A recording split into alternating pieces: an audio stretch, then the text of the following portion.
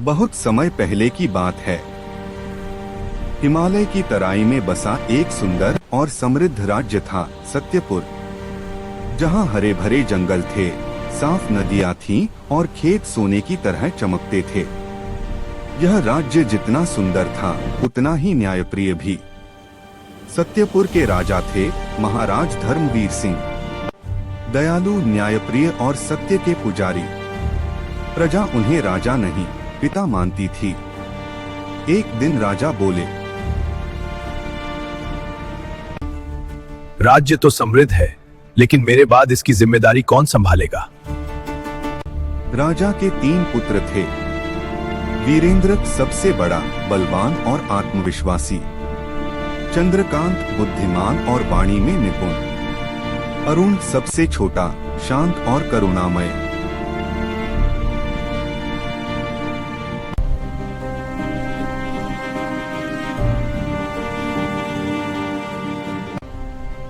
उत्तराधिकारी शक्ति से नहीं, चरित्र से चुना जाना चाहिए। मेरे तीनों पुत्र अब बड़े हो चुके हैं। सत्यपुर का अगला राजा वही बनेगा जो सत्य, ईमानदारी और धीरज की परीक्षा में खरा उतरेगा। सभा में सन्नाटा छा गया। तीनों को 7 दिन के लिए राज्य से बाहर भेजा जाएगा। बिना धन, बिना पहचान, तुम्हारे कर्म ही तुम्हारा भविष्य तय करेंगे।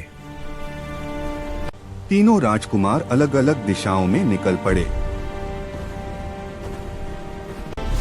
मैं बलवान हूं, सब मुझसे डरेंगे और मानेंगे। बुद्धि से हर युद्ध जीता जा सकता है। मैं जैसा हूं वैसा ही रहूंगा। वीरेंद्र एक गांव पहुंचा, जहां डाकुओं का आतंक था। हमें बचा लीजिए महाराज। वीरेंद्र ने डाकुओं को हरा दिया।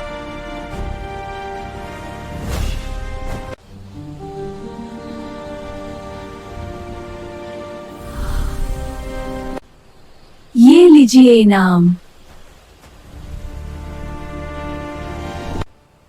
हाँ, इनाम दो, वरना सुरक्षा नहीं मिलेगी। वीरेंद्र खुश था, लेकिन गांव की आंखों में डर था, आशीर्वाद नहीं। चंद्रकांत एक नगर पहुंचा।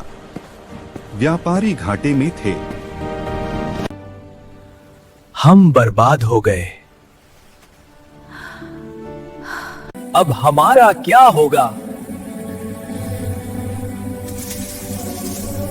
चिंता मत करो, मैं रास्ता दिखाता हूं।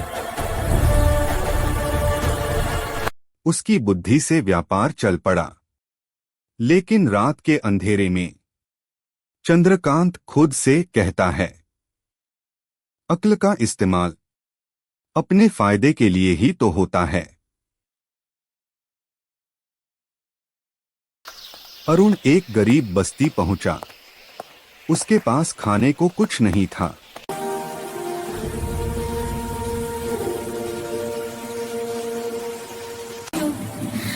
माँ, मुझे बहुत भूख लगी है।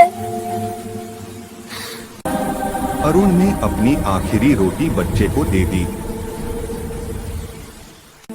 भगवान तुम्हें राजा बनाएंगे। सच्चा सुख इंसानियत में है।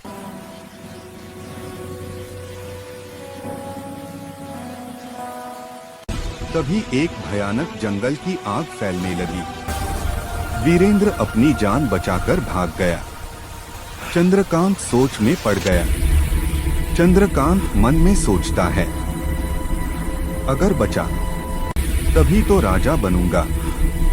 लेकिन अरुण बोला, वे बच्चों को बाहर निकालो। अरुण के हाथ जल गए, लेकिन उसने बच्चों और बूढ़ों को सुरक्षित बाहर निकाला।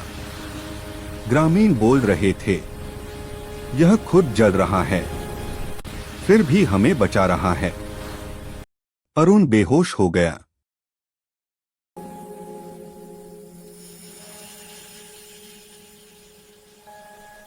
चिंता मत करो पुत्रा,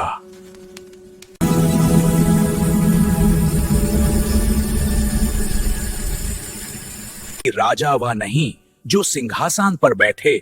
वदखांस राजा बल है जिसके दलों में प्रकार बनाल है।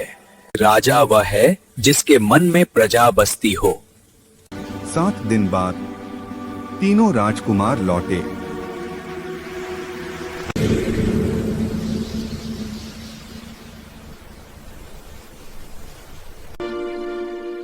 बताओ 7 दिनों में तुम तीनों ने क्या सीखा?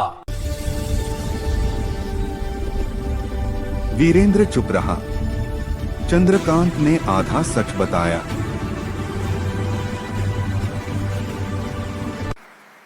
मैं हार गया, दर्द सहा, लेकिन लोगों की मदद की।